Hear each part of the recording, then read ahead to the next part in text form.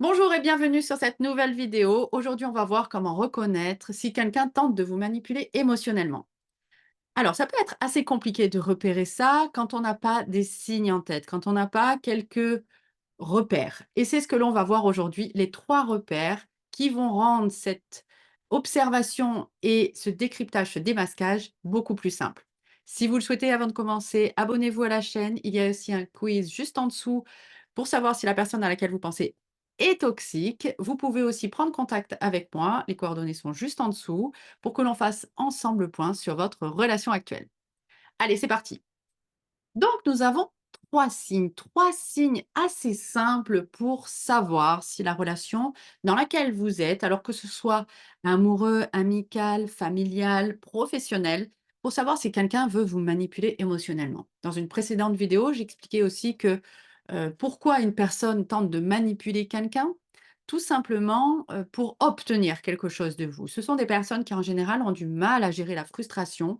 Et donc essayent d'amener, de conditionner tout l'environnement qu'ils ont autour de vous, d'eux, pour ramener à eux et pour obtenir tout ce qu'ils veulent, donc ne pas être frustrés. Ça, c'est la base, ça, c'est globalement, c'est ça. Et donc pour ça, ils ont des outils, des armes et c'est ce qu'aujourd'hui on va apprendre à repérer. Donc le premier signe, c'est le gaslighting. Alors le gaslighting, c'est quand une personne fait en sorte que vous doutiez de votre propre réalité et de vous souvenir. C'est-à-dire que là, vous allez avoir vécu une situation, entendu un mot particulier, vécu quelque chose de particulier, mais cette personne insiste pour vous dire que ça s'est pas passé comme ça, du tout. Soit que ça s'est pas passé comme ça, soit que c'est pas le mot qu'elle a dit ou qu'il a dit, que c'était pas le ton était pas exactement ça, que, voilà, enfin globalement, elle vous fait douter de la situation que vous êtes sûr d'avoir vécue. Mais comme cette personne-là vous noie dans les mots ou, est ferme, sûre d'elle, il y a vraiment cette notion sûre d'elle. Il y a certaines patientes qui m'exprimaient certaines, situations où clairement elles restaient bêtes de voir combien, leur conjoint était sûr de lui, hein, pour expliquer, ce qu'elles avaient vécu et et ça peut aller jusqu'à même, il pense mieux que vous, ce que vous pensez, ce que vous vos émotions et pourquoi vos émotions sont là. Donc ça va vraiment dans cette chose-là où ils savent mieux que vous ce qui s'est passé, ils sont sûrs d'eux ou elles sont sûres d'elles et vous, bah, ça vous fait douter parce qu'avoir quelqu'un en face de nous qui est aussi sûr de lui et aussi sûr d'elle, bah, quand nous on doute un petit peu, alors notamment pour les hypersensibles et les hauts potentiels, hein, c'est assez paradoxal mais ces profils-là doutent énormément et c'est normal, en fin de compte, parce que l'intelligence, c'est ça, hein, c'est cette flexibilité, cette adaptabilité forme l'intelligence et donc du coup, heu, comme on remet en question souvent les choses pour pouvoir s'adapter, pour pouvoir évoluer, ces personnes-là ont une grosse prise sur les profils, hypersensibles et hauts potentiels parce qu'eux leur arme majeure, c'est le fait d'être sûrs de ce qu'ils ont entendu. Alors c'est pas qu'ils sont vraiment sûrs parce qu'ils savent, hein, qu'ils mentent, hein, mais ça leur permet de vous manipuler. Ça les pa oui, ça leur permet de vous manipuler. OK? C'est ça le truc. C'est vraiment que là que ça réside, hein et ce gaslighting-là, donc, ça va minimiser aussi vos sentiments en vous faisant croire que vous réagissez de manière excessive, hein. Il y a cette notion-là de, ce que tu as vécu, ce que tu ressens, c'est pas vraiment ça.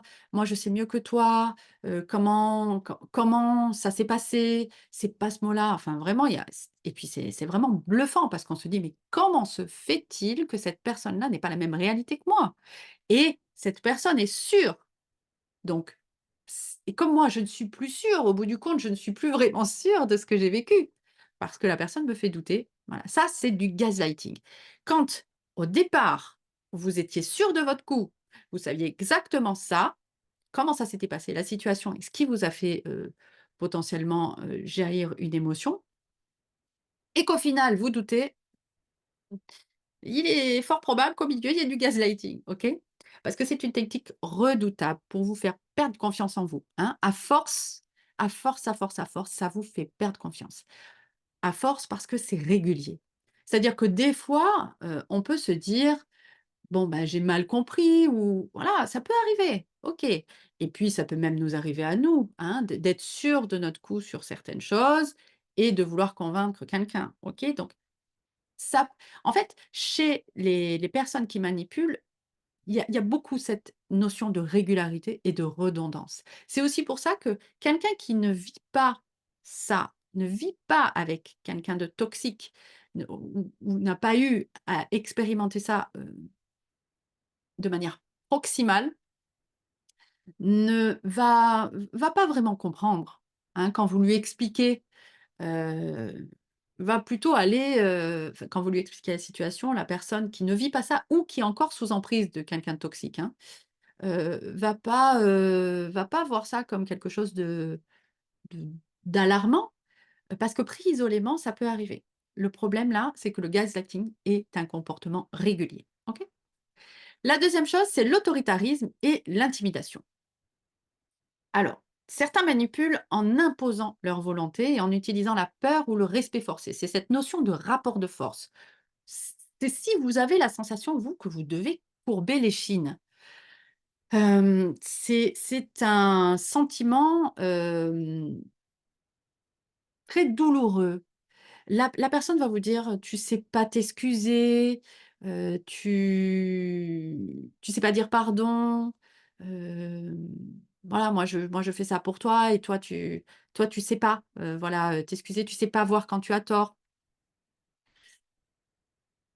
Ça peut être ça, hein. Dans une relation saine, de manière générale, il n'y a pas de rapport de force. Voilà, donc ça c'est clair. Dans une relation saine, il n'y a pas de rapport de force. OK?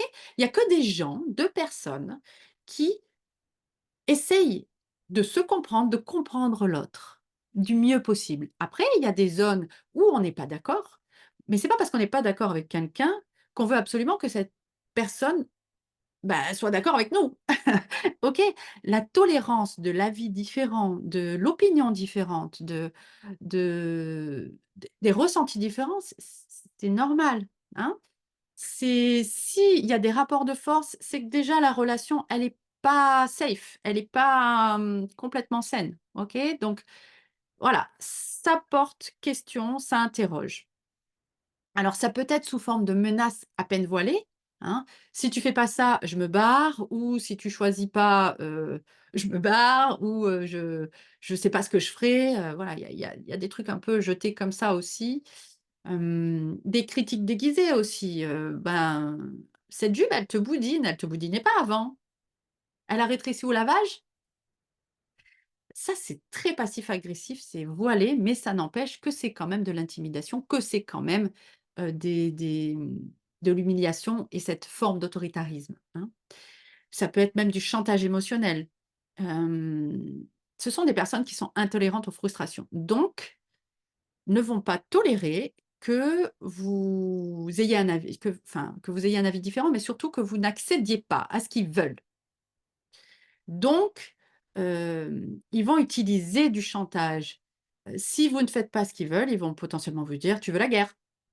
Alors que non, clairement vous ne voulez pas la guerre, vous ne voulez pas le rapport de force, mais cette personne-là va vous inciter en vous disant, «Tu veux pas la tu veux la guerre», va vous inciter à aller vers son choix, vers ce qu'il ou elle veut. D'accord? C'est comme ça, c'est par ce chantage émotionnel-là. Tu es la méchante, tu es le méchant, tu es celui qui veut, que la relation, périclite, voilà. Non, c'est juste que je veux respecter mes besoins, je veux respecter mes limites. Mais ça, c'est interdit dans une relation toxique et avec une personne qui vous manipule, c'est interdit pour eux parce que, bah, ça voudrait dire que, vous n'écoutez pas ce qu'ils veulent et qu'ils n'ont pas le total contrôle sur vous et qu'ils n'obtiennent pas un maximum de vous. Voilà. Donc l'idée, c'est de vous pousser à agir selon leurs désirs, hein, et pas les vôtres. Donc si vous vous sentez que votre liberté de choisir ou d'exprimer est constamment bafouée, bah, il est temps de réévaluer votre relation. Et pour ça, si vous le souhaitez, je suis là. N'hésitez pas, dans la description juste en dessous, à cliquer sur le lien.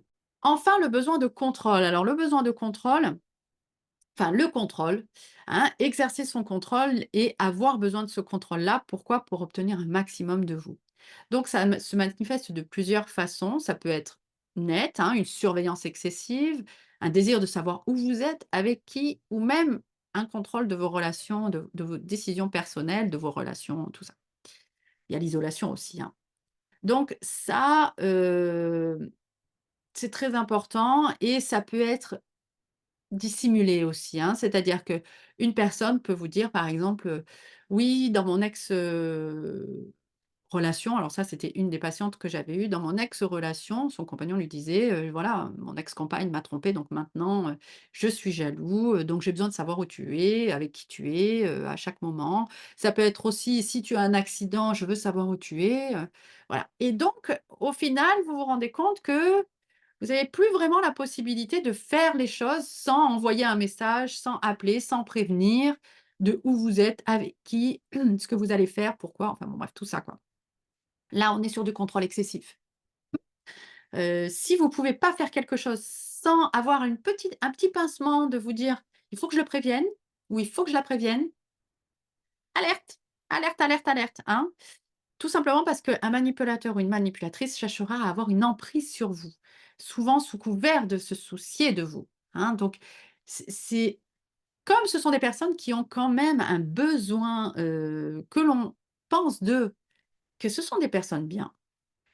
Pourquoi ils ont besoin de ça? Parce que ça leur permet d'avoir la totale emprise, hein. Si on pense que quelqu'un est une personne bien, au fond, souvent c'est: «Il a une carapace» ou «Elle a une carapace, mais au fond je sais, que c'est quelqu'un de bien». Aïe, aïe, aïe, aïe, aïe, c'est pas OK ça, c'est pas OK du tout, d'accord?